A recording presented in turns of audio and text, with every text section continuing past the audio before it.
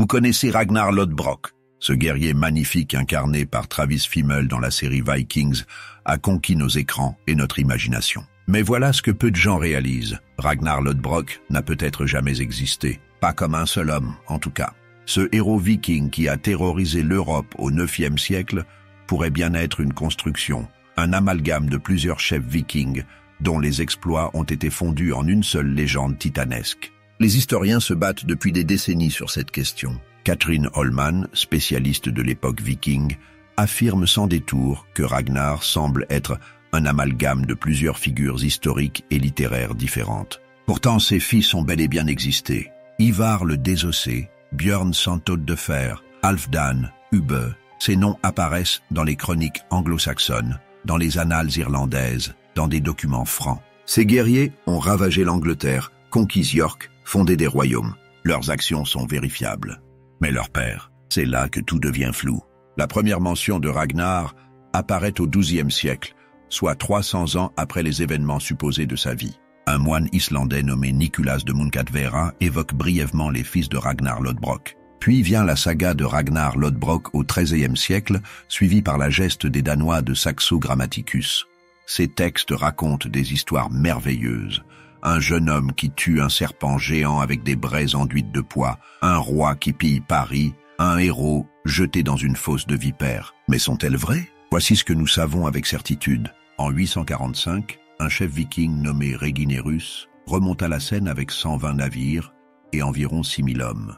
Il ravagea Rouen, massacra des prisonniers francs en les pendant sur une île pour honorer Odin, puis arriva à Paris le jour de Pâques. Charles le Chauve, roi de Francie occidentale, divisa son armée en deux pour protéger l'abbaye de Saint-Denis. Erreur fatale. Reginerus concentra ses forces sur une seule division, la détruisit, prit 111 prisonniers et les pendit sous les yeux des survivants. L'armée franque terrifiée se dispersa. Les Vikings pillèrent Paris sans rencontrer de résistance sérieuse et ne partirent qu'après avoir reçu 7000 livres d'or et d'argent, environ 2570 kg de métal précieux.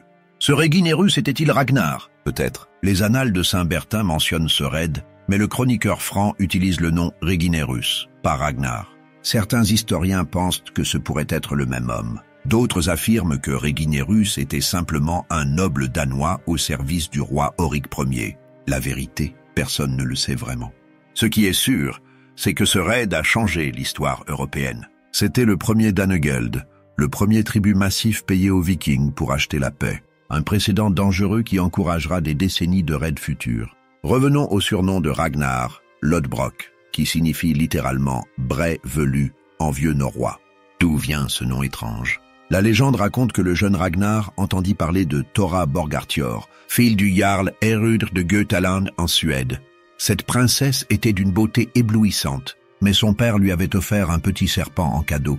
Le problème, ce serpent grandissait de manière incontrôlable, s'enroulant autour de la salle où vivait Thora, crachant du poison, terrorisant quiconque s'approchait. Le jarl désespéré promit la main de sa fille à celui qui tuerait la bête. Ragnar décida de relever le défi. Mais comment combattre un monstre cracheur de poison? Il eut une idée brillante. Il fabriqua des braies, une sorte de pantalon, et les enduisit de pois et de sable pour créer une armure improvisée résistante au venin. Ainsi protégé, il affronta le serpent, le transperça de sa lance et remporta la main de Thora. Cette histoire est belle, romantique, héroïque. Est-elle vraie? Presque certainement pas. Les serpents géants n'existent pas, et cette histoire ressemble beaucoup trop aux contes de dragons médiévaux pour être crédible. Mais elle révèle quelque chose d'important sur la manière dont les Vikings construisaient leurs légendes. Les sagas islandaises, écrites au XIIIe siècle, avaient un objectif précis: glorifier les ancêtres des grandes familles scandinaves. Elles mélangeaient faits historiques et éléments mythologiques pour créer des récits qui établissaient la légitimité des dynasties régnantes. Ragnar n'était pas seulement un guerrier, il devait être un héros digne des dieux eux-mêmes. Son lignage, selon certaines versions, remontait directement à Sigurd Ring, roi de Suède et du Danemark, dont le père Randver avait lui aussi été roi. Cette généalogie royale ininterrompue servait à légitimer le pouvoir de ses descendants. La série Vikings a popularisé l'histoire d'amour entre Ragnar et Lagertha, la guerrière au bouclier. Cette relation tumultueuse, passionnée, violente, a captivé des millions de téléspectateurs. Mais qu'en est-il vraiment? Lagertha apparaît dans la geste des Danois de Saxo Grammaticus. Selon ce chroniqueur du XIIe siècle, Lagertha était une skaldmö, une guerrière au bouclier, qui combattit aux côtés de Ragnar et finit par l'épouser. Leur mariage se termina mal. Ragnar la répudia pour cause de déloyauté supposée. Mais voilà le problème. Lagertha n'apparaît dans aucune autre source historique. Saxo Grammaticus est le seul à en parler, et son ouvrage mélange allègrement histoire et mythologie. Les historiens débattent de l'existence même des guerrières au bouclier. Certaines découvertes archéologiques récentes suggèrent que des femmes vikings combattaient effectivement. Une tombe célèbre à Birka en Suède contenait un squelette enterré avec des armes, longtemps considéré comme celui d'un guerrier masculin. Des analyses ADN révélèrent en 2017 qu'il s'agissait d'une femme. Cela prouve-t-il l'existence de Lagertha? Non, mais cela montre que les femmes guerrières n'étaient pas qu'une fantaisie littéraire. Après Lagertha, Ragnar aurait épousé Thora, la princesse qu'il avait sauvée du serpent. Elle lui donna 2 fils, Eirik et Agnar. Ces jeunes hommes moururent jeunes, tués lors d'une expédition contre le roi de Suède, Eystein Belli. Leur mort prématurée plongea Ragnar dans le deuil. Puis vint Aslaug, et là l'histoire devient vraiment intéressante. Aslaug, selon la saga de Ragnar Lodbrok, était la fille de Sigurd, tueur de dragons, et de la valkyrie Brynhild, 2 figures centrales de la mythologie nordique. Orpheline à 3 ans, elle fut recueillie par une famille pauvre en Norvège qui la nomma Kraka, corbeau, cachant sa véritable identité pour la protéger. Devenue servante, elle rencontra Ragnar lors d'une expédition. Le roi, croyant avoir affaire à une simple paysanne, la séduisit et lui promit le mariage. Mais quand il apprit qu'elle était enceinte, il décida de rompre sa promesse pour épouser la fille d'un jarl plus puissant. Kraka révéla alors sa véritable identité et fit une prophétie audacieuse. Leur prochain fils naîtrait avec un serpent dans l'œil. Et effectivement, leur fils Sigurd vint au monde avec une marque distinctive dans l'œil, ressemblant à un ouroboros, un serpent se mordant la queue. Cette prophétie accomplie convainquit Ragnar de sa noblesse cachée, et il l'épousa finalement. Avec Aslaug, Ragnar eut 4 fils légendaires qui changeraient le cours de l'histoire. Ivar le Désossé, Björn Santots de Fer, Hvitserk et Sigurd Huile de Serpent. Cette histoire d'Aslaug est manifestement mythologique. Son lignage la relie directement aux plus grandes légendes nordiques. Sigurd, tueur de dragons, est le héros de la Völsunga saga, une épopée germanique qui inspira Wagner pour son opéra. Brynhild est une valkyrie, un être mi-divin. Faire d'Aslaug leur fille revient à donner au fils de Ragnar un sang presque divin. C'était une manière pour les auteurs médiévaux de glorifier ces guerriers historiques en les connectant à la mythologie. Mars 845. La Seine. 120 navires vikings remontent le fleuve, leurs voiles rouges et noirs visibles à des kilomètres. À leur proue, des têtes de dragons sculptées destinées à effrayer les esprits des terres qu'ils vont envahir. Ces dracars transportent entre 5000 et 6000 hommes lourdement armés. Leur chef, appelons-le Ragnar pour simplifier, même si nous ne sommes pas certains de son identité, connaît son objectif, Paris. Pourquoi Paris? Parce que la ville était riche, importante et surtout vulnérable. L'empire carolingien se déchirait. À la mort de Louis le Pieux en 840, ses fils s'étaient battus pour le pouvoir. Le traité de Verdun de 843 avait divisé l'empire en 3 royaumes, mais les tensions persistaient. Charles le Chauve, qui régnait sur la Francie occidentale, devait gérer des nobles mécontents, des révoltes régionales et des frères rivaux. Il n'avait ni le temps ni les ressources pour organiser une défense efficace contre une invasion viking massive. Les Vikings le savaient. Ils avaient des informateurs, des espions, des commerçants qui leur rapportaient les dissensions franques. Ce raid n'était pas une opération improvisée de pirates, c'était une campagne militaire soigneusement planifiée pour exploiter la faiblesse d'un empire en crise. Les dracars remontèrent la Seine sans rencontrer de résistance sérieuse. Rouen tomba rapidement. Les Vikings pillèrent la ville, massacrèrent ceux qui résistaient, brûlèrent les églises et les monastères. Le monastère de la Selle fut réduit en cendres, puis ils continuèrent vers Paris, annonçant leur arrivée par des colonnes de fumée qui marquaient chaque village détruit sur leur passage. Charles le Chauve comprit trop tard l'ampleur de la menace. Il rassembla une armée en urgence et la divisa en 2 groupes, un de chaque côté de la Seine, pour protéger l'abbaye de Saint-Denis. Son plan semblait logique, obliger les Vikings à se battre sur 2 fronts. Mais il commit une erreur fatale. Les 2 divisions n'étaient pas égales en nombre. Ragnar vit immédiatement la faiblesse du dispositif franc. Il concentra toute sa force sur la division la plus petite, située sur la rive sud. L'attaque fut brutale et rapide. Les Vikings submergèrent les soldats francs, les massacrèrent par centaines. 111 prisonniers furent pendus sur une île au milieu de la Seine, en offrande à Odin. Cette exécution spectaculaire avait un double objectif, honorer les dieux nordiques et terroriser l'armée franque restante. Le résultat fut immédiat. Les soldats de l'autre division, témoins du massacre de leurs camarades, perdirent tout courage. Sans pont pour traverser le fleuve, ils ne pouvaient pas intervenir. Ils regardèrent, impuissants. Les Vikings continuaient vers Paris. Certains désertèrent. D'autres se replièrent vers Saint-Denis où Charles s'était réfugié, incapable d'agir. Le 29 mars 845, dimanche de Pâques, les Dracars arrivèrent sous les murs de Paris. La ville n'avait presque aucune défense. Les habitants étaient à l'église pour célébrer la résurrection du Christ. Les Vikings avaient choisi ce jour précisément pour cette raison. Ils savaient que les chrétiens baissaient à leur garde pendant les fêtes religieuses. C'était devenu une tactique viking classique. Les guerriers nordiques déferlèrent dans la cité. Ils pillèrent les abbayes de Saint-Germain-des-Prés et de Sainte-Geneviève, emportant les reliques, les calices d'or, les manuscrits enluminés. Les moines furent tués ou emmenés comme esclaves. Les maisons furent vidées de leurs richesses.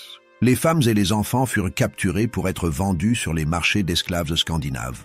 Pendant plusieurs jours, Paris appartint aux Vikings. Charles le Chauve dut accepter l'humiliation suprême, payer une rançon massive pour que les envahisseurs s'en aillent. 7000 livres françaises en or et en argent, une somme colossale qui représentait plusieurs années de revenus fiscaux. Les Vikings acceptèrent, chargèrent leur butin sur leurs navires et redescendirent à la Seine. Mais même en partant, ils continuèrent à piller. L'abbaye de Saint-Bertin fut saccagée.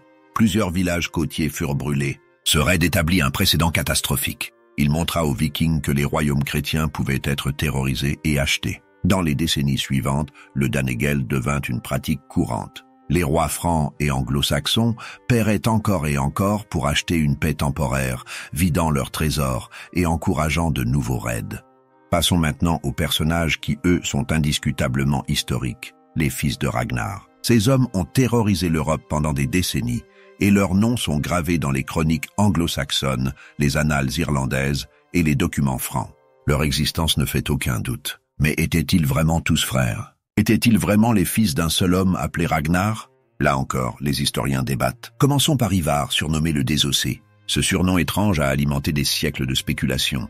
Que signifiait-il? Selon la saga de Ragnar Lodbrok, Ivar naquit avec une malformation osseuse terrible. L'histoire raconte qu'Aslaug avait averti Ragnar d'attendre 3 nuits avant de consommer leur mariage, sous peine que leur fils naisse sans os. Ragnar, trop impatient, n'attendit pas. Et Ivar vint au monde avec des os fragiles, peut-être même inexistants au niveau des jambes. Il devait être transporté sur un bouclier ou une civière partout où il allait.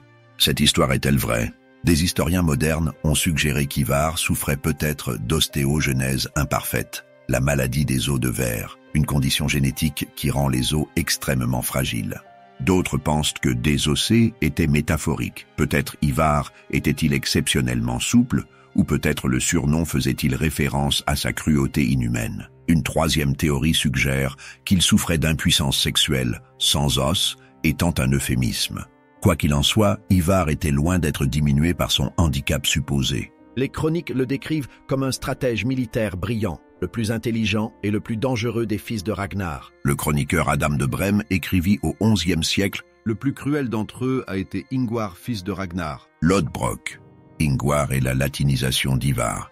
Les annales de Saint-Bertin le mentionnent comme un chef viking redoutable qui mena des raids dévastateurs en Francie et en Angleterre. Ivar apparaît avec certitude dans les documents historiques en 865, à la tête de ce que les anglo-saxons appelèrent la Grande Armée païenne. Cette force militaire était massive pour l'époque, peut-être 2000 à 3000 guerriers, transportés par des centaines de navires. Son objectif n'était plus de piller et de repartir, mais de conquérir et de s'installer durablement. Les Vikings changèrent de stratégie. La Grande Armée débarqua en Est-Anglie en automne 865. Le roi local, terrifié, leur paya un tribut et leur fournit des chevaux pour qu'ils s'en aillent. Mais les Vikings n'avaient aucune intention de partir. Ils chevauchèrent vers le nord jusqu'en Northumbrie, profitant d'une guerre civile entre deux prétendants au trône, le roi légitime Osbert et l'usurpateur L. En mars 866, la Grande Armée prit York, la capitale northumbrienne. La ville tomba presque sans résistance. Les deux rois rivaux comprirent enfin le danger et s'allièrent temporairement pour reprendre leur capitale. En mars 867, ils attaquèrent York avec une force combinée. La bataille fut sanglante. Au début, les Northumbriens semblèrent l'emporter. Ils percèrent les défenses vikings et pénétrèrent dans la ville. Mais dans les rues étroites de York, l'expérience et la discipline des guerriers vikings firent la différence. Les troupes northumbriennes furent massacrées. Les deux rois furent tués. La Northumbrie cessa d'exister en tant que royaume indépendant. Cette victoire marqua un tournant dans l'histoire anglaise. Les Vikings ne repartiraient pas. Ils s'installèrent à York, qui devint Jorvik, capitale d'un royaume viking qui durerait près de 2 siècles. C'était le début du Danello, la zone de l'Angleterre sous contrôle scandinave. Björn Santots de Fer, autre fils présumé de Ragnar, mérite également notre attention. Son surnom vient d'une légende selon laquelle sa mère Aslog aurait frotté son corps de poison pour le rendre invulnérable au combat. Les armes glissaient sur lui comme sur du métal. Histoire vraie? Probablement pas, mais Björn était réellement un guerrier et explorateur exceptionnel. Les chroniques franques mentionnent qu'un chef viking nommé Berno, latinisation de Björn, mena des raids spectaculaires en Méditerranée entre 859 et 862. Avec un autre chef nommé Hasting, Björn navigua le long des côtes espagnoles, pilla le sud de la France, remonta le Rhône jusqu'en Camargue, puis traversa le détroit de Gibraltar pour attaquer le Maroc. Ils pillèrent les Baléares, ravagèrent la côte italienne et tentèrent eux-mêmes de prendre Rome. L'histoire la plus célèbre de cette expédition concerne le sac de Luna, une ville italienne que Björn confondit avec Rome. Incapable de prendre la cité par la force, il utilisa une ruse. Il fit croire à l'évêque qu'il était gravement malade et qu'il souhaitait se convertir au christianisme avant de mourir. L'évêque, ému, accepta de baptiser le mourant. Björn prétendit ensuite être mort et demanda à être enterré chrétiennement dans la cathédrale. Quand son cercueil fut porté dans la ville, Björn bondit hors du cercueil, tua l'évêque et ouvrit les portes aux Vikings qui pillèrent Luna. Cette tactique du cercueil apparaît dans la série Vikings lors du siège de Paris, mais attribuée à Ragnar lui-même. En réalité, cette ruse appartenait probablement au chef viking Hasting, qui l'utilisa plusieurs fois. Les auteurs de sagas l'ont ensuite attribué à différents héros pour les glorifier. Björn devint roi de Suède selon certaines sources. Il régna à Uppsala et eut 3 fils qui continuèrent son héritage. Sa vie illustre parfaitement comment les Vikings évoluèrent de pirates à rois, de pillards à bâtisseurs de royaumes. Hvitserk et Ubbe, les autres fils, apparaissent aussi dans les documents historiques mais de manière plus fragmentée. Certains historiens pensent que Hvitserk et Halfdan Ragnarsson étaient la même personne, les sagas confondant 2 noms pour un seul individu. Les chroniques les mentionnent comme co-commandants de la Grande Armée avec Ivar. Après la conquête de la Northumbrie, ils continuèrent vers le sud, attaquant la Mercie, puis le Wessex. C'est en Wessex qu'ils rencontrèrent leur premier vrai obstacle, Alfred qui deviendrait Alfred le Grand. Ce jeune roi saxon refusa de se soumettre. Il paya d'abord un tribut pour gagner du temps, puis réorganisa son armée et ses défenses. En 878, après des années de guerre, Alfred remporta une victoire décisive à la bataille d'Eddington. La Grande Armée fut vaincue pour la première fois. Un traité fut signé. Les Vikings garderaient Danelaw dans le nord et l'est, mais le Wessex resterait saxon. Le chef viking Guthrum se convertit au christianisme et régna sur l'Est-Anglie jusqu'à sa mort en 890. Revenons maintenant à Ragnar et à sa mort légendaire. Selon les sagas, vieillissant et jaloux de la gloire de ses fils, Ragnar décida de monter une dernière expédition pour prouver qu'il était toujours le plus grand guerrier viking. Avec arrogance ou folie, il choisit d'envahir l'Angleterre avec seulement 2 navires et quelques dizaines d'hommes. La petite flotte fut prise dans une tempête au large de la Northumbrie. Les navires coulèrent, tous échouèrent. Ragnar et les survivants débarquèrent, trempés et épuisés, sur une plage hostile. L'armée du roi, elle, les attendait. Le combat fut bref et sanglant. Les hommes de Ragnar furent massacrés. Lui-même fut capturé vivant. Elle reconnut-il son prisonnier? Les sagas racontent qu'il ne le savait pas initialement. Ragnar refusa de révéler son identité, même sous la torture. Elle, frustrée et en colère, ordonna qu'on jette ce viking obstiné dans une fosse remplie de serpents venimeux. Cette exécution spectaculaire pose plusieurs problèmes historiques. D'abord, il y a très peu de serpents venimeux en Grande-Bretagne. L'espèce la plus dangereuse, la vipère péliade, a un venin relativement faible qui tue rarement un adulte en bonne santé. Rassembler assez de serpents pour remplir une fosse et garantir une mort rapide aurait été extrêmement difficile, voire impossible. Ensuite, les chroniques anglo-saxonnes ne mentionnent jamais cet événement. Elles rapportent qu'elle régna en Northumbrie de 866 à 867 et fut tuée lors de la prise de York par la grande armée viking. Mais aucune mention d'un prisonnier nommé Ragnar, jeté dans une fosse de serpents. Ce silence est révélateur. Si un événement aussi dramatique s'était vraiment produit, les chroniqueurs chrétiens l'auraient presque certainement noté. La légende vient des sagas islandaises écrites 2 ou 3 siècles après les faits. La saga de Ragnar Lodbrok décrit la scène en détail. Ragnar dans la fosse ne supplia pas, ne pleura pas. Au lieu de cela, il récita un poème épique, le Krakumal, célébrant ses exploits passés et accueillant sa mort avec joie, puisqu'il rejoindrait bientôt Odin au Valhalla. Ses derniers mots auraient été « Les porcelets grogneraient s'ils savaient la souffrance du vieux sanglier », une prophétie obscure annonçant que ses fils, les porcelets, se vengeraient terriblement s'ils apprenaient en son sort. Ce poème existe, il nous est parvenu, mais les linguistes ont prouvé qu'il fut écrit au XIIe siècle, pas au IXe. Sa langue appartient à l'islandais médiéval tardif, pas au vieux norrois de l'époque viking.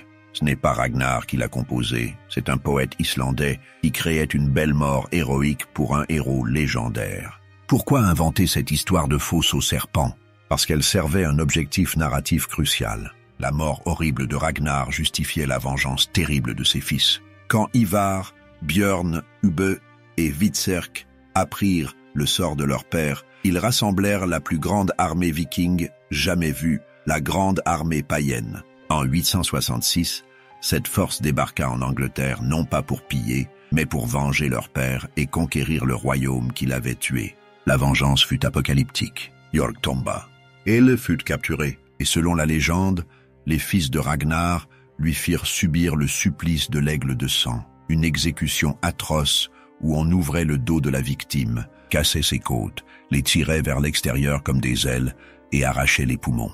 Les historiens débattent de la réalité de ce supplice. Certains pensaient qu'il était réel, d'autres que c'était une invention littéraire basée sur une mauvaise traduction de poèmes scaldiques. Peu importe, l'image est puissante. Un roi saxon écartelé, offert en sacrifice sanglant à Odin pour venger le roi viking. Alors, qui était vraiment Ragnar Lodbrok? Essayons de séparer les faits de la fiction.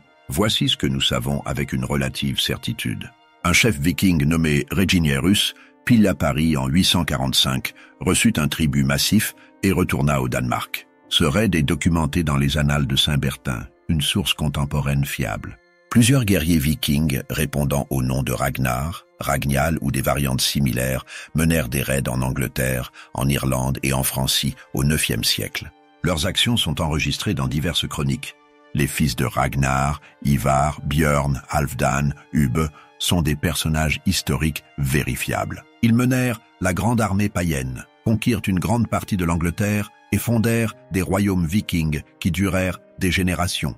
Leur existence ne fait aucun doute. Mais étaient-ils tous frères? Étaient-ils les fils d'un seul homme? C'est là que tout devient spéculatif. Hilda Ellis Davidson, historienne spécialiste des sagas nordiques, nota que les récits médiévaux semblaient regrouper sous un seul règne les exploits de plusieurs chefs vikings différents. Les auteurs de sagas cherchaient à créer une chronologie cohérente là où il n'y en avait pas. Ils prenaient des événements dispersés sur plusieurs décennies et les attribuaient à une seule figure héroïque. Pourquoi? Parce que les sagas servaient un objectif politique et social. Au XIIIe siècle, quand ces textes furent écrits, les familles nobles scandinaves voulaient prouver leur légitimité en traçant leur lignage jusqu'à des héros glorieux. Ragnar Lodbrok devint cet ancêtre commun mythique. Différentes familles revendiquaient sa descendance. Les rois de Norvège, de Suède et du Danemark cherchaient tous à se connecter à lui. Ragnar n'était pas qu'un personnage, il était devenu un symbole. Cette pratique n'était pas unique aux Scandinaves. Toutes les cultures médiévales le faisaient. Les rois francs prétendaient descendre des Troyens. Les rois anglais se connectaient au roi Arthur. Les nobles romains affirmaient avoir du sang divin. Créer des ancêtres légendaires était un moyen d'établir le droit de régner. Ragnar pourrait donc être ce qu'on appelle un héros composite, une figure littéraire amalgamant les exploits de plusieurs personnes réelles. Le Ragnar qui pilla Paris en 845 n'était probablement pas le même homme que le père d'Ivar et Björn. Peut-être y avait-il 2 ou 3 chefs vikings différents, nommé Ragnar ou Reginerus, dont les histoires ont fusionné au fil du temps. Peut-être que certains des fils de Ragnar n'étaient pas vraiment frères, mais des alliés qui choisirent de se présenter comme tels pour renforcer leurs revendications. Cela rend-il Ragnar moins intéressant? Au contraire, ce processus de création de mythes nous en dit long sur comment les sociétés construisent leurs héros. Les Vikings avaient besoin d'une figure qui incarnait tout ce qu'ils admiraient. Courage, ruse, piété envers les dieux, succès militaire et descendance glorieuse. Ils ont créé Ragnar Lodbrok et sa légende est devenue plus puissante que n'importe quelle vérité historique. Quittons Ragnar et concentrons-nous sur quelque chose d'indiscutablement réel et mesurable, l'impact de la grande armée païenne sur l'Angleterre. Cette force militaire changea fondamentalement le paysage politique, culturel et linguistique des îles britanniques. Quand la grande armée débarqua en 865, l'Angleterre était divisée en 7 royaumes, la Northumbrie, la Mercie, l'Est Anglie, l'Essex, le Sussex, le Wessex et le Kent. En moins d'une décennie, 3 de ces royaumes avaient cessé d'exister. La Northumbrie tomba en 867, l'Est Anglie en 869, une grande partie de la Mercie en 874. Seul le Wessex sous Alfred le Grand résista. Les Vikings ne se contentèrent pas de piller. Ils s'installèrent. Ils prirent des terres, fondèrent des villes, établirent des lois. Le Danelaw, littéralement la loi danoise, couvrait plus de la moitié de l'Angleterre. Dans cette zone, les Scandinaves devinrent à la classe dirigeante. Leurs lois remplacèrent les lois anglo-saxonnes. Leur langue influença l'anglais. Des milliers de mots que nous utilisons aujourd'hui viennent du vieux norrois. Sky, knife, window, husband, unge, ugly, wrong, die. Ces mots ne sont pas des emprunts occasionnels, ils sont au cœur de la langue anglaise moderne. Les Vikings apportèrent aussi de nouvelles technologies, de nouvelles routes commerciales, de nouveaux styles artistiques. Les villes du Danelaw, comme York, Lincoln et Nottingham, devinrent des centres commerciaux prospères, connectant l'Angleterre à la Scandinavie, à la Baltique, à la Russie, même jusqu'à Constantinople et Bagdad. Les archéologues ont trouvé des pièces arabes dans des tombes vikings en Angleterre, preuve des réseaux commerciaux étendus. Politiquement, la présence viking força les royaumes anglo-saxons restants à s'unifier. Alfred le Grand ne se contentait pas de défendre le Wessex. Il créa une identité anglaise unifiée pour résister aux envahisseurs. Ses successeurs, notamment son fils Édouard l'Ancien et sa fille Æthelflæd, reconquirent progressivement le Danelaw. En 954, le dernier roi viking de York, Éric Bloodaxe, fut chassé. L'Angleterre était réunifiée sous une seule couronne anglo-saxonne. Mais l'influence viking ne disparut pas.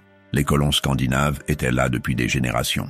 Ils s'étaient mariés avec la population locale, avaient adopté le christianisme, parlaient anglais. Ils étaient devenus anglo-danois. Leurs descendants joueraient un rôle crucial dans l'histoire anglaise. Lorsque Guillaume le Conquérant envahit l'Angleterre en 1066, beaucoup de nobles qui combattirent à Hastings avaient du sang viking dans les veines. Revenons un instant en France.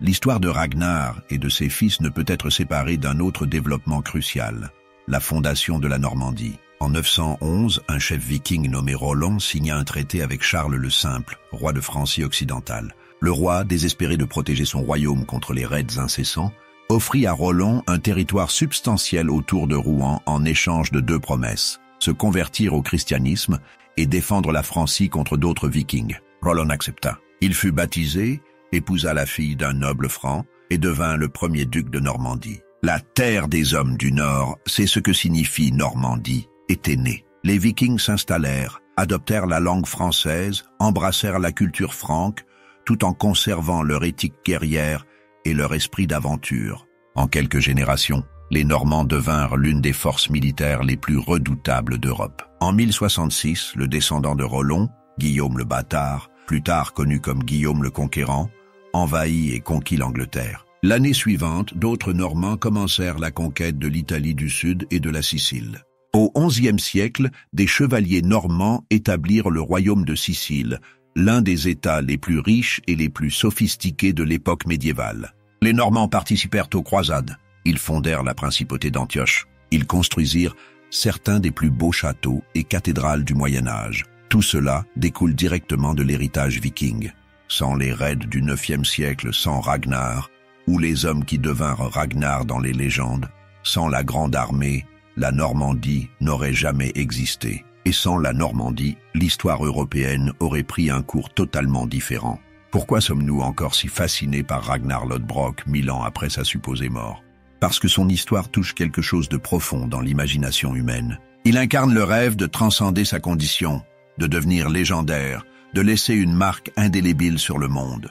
La série Vikings de Michael Hirst a porté cette fascination à un nouveau niveau, en transformant Ragnar en protagoniste complexe, tiraillé entre le paganisme et le christianisme, entre la famille et l'ambition, entre la tradition et le progrès. La série a créé une version moderne du héros viking qui résonne avec notre époque. Travis Fimmel a incarné Ragnar avec une intensité troublante, un guerrier qui pouvait être brutal et tendre, visionnaire et impulsif, fidèle et traître.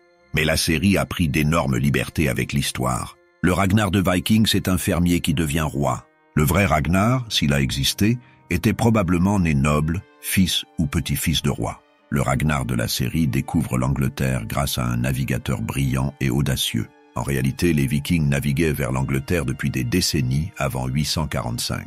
Le raid de Lindisfarne, en 793, est considéré comme le début de l'ère viking, plus d'un demi-siècle avant le raid de Paris. Le siège de Paris dans la série mélange deux événements historiques distincts. Le raid de 845, où Réginiérus reçut un tribut sans vraiment assiéger la ville, et le siège de 885-8. 186 où une armée viking massive tenta réellement de prendre Paris, fortifiée et échoua face à la défense héroïque du comte Odo. La série a fusionné ces deux événements en une seule bataille spectaculaire où Ragnar utilise la ruse du cercueil, une tactique historiquement attribuée au chef viking Hasting, pas à Ragnar. La relation entre Ragnar et le roi Ecgbert est largement inventée. Dans la série, ils deviennent amis malgré leur inimitié, partageant une fascination mutuelle pour la culture de l'autre. C'est dramatiquement efficace, mais historiquement douteux. Ecgbert régna sur le Wessex de 802 à 839, bien avant les raids majeurs attribués à Ragnar. La série a décalé la chronologie de plusieurs décennies pour créer cette dynamique intéressante. La mort de Ragnar dans la fosse aux serpents, si dramatique dans la série, suit la légende des sagas mais ignore le scepticisme des historiens modernes. Et la représentation de Lagertha comme guerrière principale, bien que captivante, amplifie considérablement le bref passage dans la geste des Danois qui constitue notre seule source sur elle. Cela signifie-t-il que la série échoue? Pas du tout. Les créateurs n'ont jamais prétendu faire un documentaire historique. Ils ont pris les sagas, les légendes et les faits historiques connus et les ont tissés en une narration cohérente et dramatique. Ils ont donné vie à une époque et à un peuple que beaucoup de gens ne connaissaient pas. La série a inspiré un regain d'intérêt pour l'histoire viking réelle, poussant des milliers de personnes à lire les sagas originales, à visiter les musées vikings, à étudier cette période fascinante. C'est finalement ce que fait Ragnar Lodbrok depuis plus de 1000 ans. Il inspire, peu importe s'il a vraiment existé ou non. Sa légende continue d'évoluer, s'adaptant à chaque génération qui la raconte. Récapitulons ce qui est historiquement vérifiable. En 845, une flotte viking massive remonta la Seine, ravagea Rouen et força Charles le Chauve à payer un tribut considérable. Le chef de cette expédition s'appelait probablement Réginiérus, peut-être une variante de Ragnar. Ce raid établit le Danegeld comme pratique et encouragea des décennies de raids futurs. En 865, une armée viking massive appelée la Grande Armée païenne débarqua en Angleterre avec l'intention de conquérir plutôt que simplement piller. Cette armée était dirigée par des chefs nommés Ivar, Halfdan et Ubbe, qui se prétendaient fils de Ragnar Lodbrok. La Grande Armée conquit York en 866, détruisit le royaume de Northumbrie, conquit l'Est-Anglie et une grande partie de la Mercie. Seul le Wessex sous Alfred le Grand résista avec succès. Les conquérants vikings s'installèrent dans le Danelaw, créant une zone d'influence scandinave qui transforma l'Angleterre. Ces guerriers vikings, appelés fils de Ragnar, sont des personnages historiques réels. Leurs actions sont documentées dans les chroniques anglo-saxonnes et d'autres sources contemporaines. Tout le reste, le dragon géant, les brais velus, les multiples épouses, la fosse aux serpents, le supplice de l'aigle de sang, provient de sagas écrites des siècles après les faits. Ces histoires mélangent événements historiques, traditions orales, mythologie nordique et inventions littéraires. Séparer le vrai du faux est presque impossible et probablement inutile. Les sagas n'étaient pas censés être des documents historiques au sens moderne. C'étaient des récits destinés à divertir, à enseigner des valeurs, à glorifier les ancêtres et à légitimer les dynasties régnantes. Ragnar Lodbrok est probablement un amalgame de plusieurs chefs vikings du IXe siècle. Leurs exploits réels ont été fusionnés, embellis et mythologisés jusqu'à créer ce super-héros viking qui incarne toutes les qualités admirées par la culture nordique. Courage physique, intelligence tactique, dévotion religieuse, succès militaire et descendance glorieuse. L'impact de Ragnar ou des hommes qui devinrent Ragnar résonne encore aujourd'hui. Sans les Red Vikings du IXe siècle, l'Europe serait radicalement différente. La Normandie n'existerait pas. Guillaume le Conquérant n'aurait jamais pris l'Angleterre. La langue anglaise, profondément influencée par le vieux norrois, aurait évolué différemment. Les systèmes juridiques britanniques gardent des traces du droit viking. Les Vikings forcèrent l'Europe chrétienne à se réinventer. Ils stimulèrent le développement de nouvelles fortifications, de nouvelles tactiques militaires, de nouveaux systèmes de gouvernement. Alfred le Grand créa la marine anglaise spécifiquement pour combattre les dracars vikings. Les rois francs établirent un système féodal pour mobiliser rapidement des forces défensives. Les monastères développèrent des tours de guet et des fortifications pour se protéger des raids. Sur le plan culturel, l'héritage viking est omniprésent. Notre fascination moderne pour ces guerriers nordiques n'est pas un accident. Ils représentent quelque chose que notre civilisation valorise encore, l'esprit d'aventure, le courage d'explorer l'inconnu, la volonté de défier les autorités établies. Ragnar, le fermier qui devint roi, incarne le rêve que quelqu'un d'ordinaire peut accomplir, l'extraordinaire. Les sagas vikings ont influencé toute la littérature occidentale. Tolkien s'est largement inspiré de la mythologie nordique pour créer Le Seigneur des Anneaux. Marvel a transformé Thor et Loki en super-héros. Des centaines de jeux vidéo, de films, de séries télévisées puisent dans cet imaginaire viking. Ragnar Lodbrok est devenu une icône culturelle au même titre qu'Arthur, Robin des Bois ou Alexandre le Grand. Ragnar Lodbrok a-t-il vraiment existé? Nous ne le saurons probablement jamais avec certitude. Les preuves sont trop fragmentaires, trop contradictoires, trop entremêlées de légendes. Mais peut-être que ce n'est pas la bonne question. Peut-être devrions-nous plutôt nous demander pourquoi les Vikings avaient-ils besoin de Ragnar? Ils avaient besoin d'un héros qui incarnait tout ce qu'ils valorisaient. Un guerrier qui pouvait tuer un dragon, un stratège qui pouvait conquérir Paris, un père dont les fils changeraient le monde, un homme qui mourrait bravement, accueillant sa fin avec un poème plutôt que des supplications. Ils ont créé ce héros en prenant les exploits de plusieurs hommes réels et en les fondant en une seule légende titanesque. Cette légende a survécu pendant 1000 ans parce qu'elle parle de quelque chose d'universel. Le désir de laisser sa marque, de transcender sa mortalité par la gloire, de vivre si intensément que même la mort ne peut effacer votre mémoire. Les porcelets grogneraient s'ils savaient la souffrance du vieux sanglier. Ces derniers mots attribués à Ragnar ne parlent pas vraiment de sanglier. Ils parlent du fait que nos enfants nous surpasseront, que chaque génération accomplit ce que la précédente a commencé, que nous vivons à travers nos descendants. Les fils de Ragnar ont vengé leur père en conquérant une grande partie de l'Angleterre. Leurs descendants ont fondé des royaumes qui ont duré des siècles. Leur héritage génétique se retrouve encore aujourd'hui dans des millions d'Européens. D'une certaine manière, peu importe si Ragnar était un homme ou plusieurs. Son sang, réel ou métaphorique, coule dans les veines de l'Europe moderne. La véritable histoire de Ragnar Lodbrok est donc double. C'est l'histoire de vrais guerriers vikings qui ont ravagé et transformé l'Europe au IXe siècle. Et c'est l'histoire de comment ces événements historiques ont été transformés en mythes par des générations de conteurs, créant un héros qui transcende l'histoire pour devenir quelque chose de plus grand, un symbole de courage, d'aventure et d'ambition sans limite. Quand vous regardez la série Vikings, souvenez-vous, ce Ragnar n'est pas plus faux que le Ragnar des sagas islandaises. Tous deux sont des interprétations, des histoires construites autour d'un noyau d'événements réels. La différence est que nous reconnaissons ouvertement que la série est une fiction dramatique, tandis que pendant des siècles, les sagas ont été traitées comme de l'histoire. Mais elles aussi étaient des fictions dramatiques, juste écrites dans un style différent pour un public différent. L'histoire réelle de Ragnar Lodbrok est l'histoire de comment les humains créent des héros, comment nous transformons le passé en légende, comment nous utilisons ces légendes pour donner un sens à notre présent. C'est une histoire sur le pouvoir des récits, comment une bonne histoire peut survivre 1000 ans, inspirer des millions de personnes et changer notre compréhension de qui nous sommes. Les Vikings, qui ont ravagé l'Europe au IXe siècle, ne pouvaient pas imaginer que leurs exploits seraient encore racontés au XXIe siècle.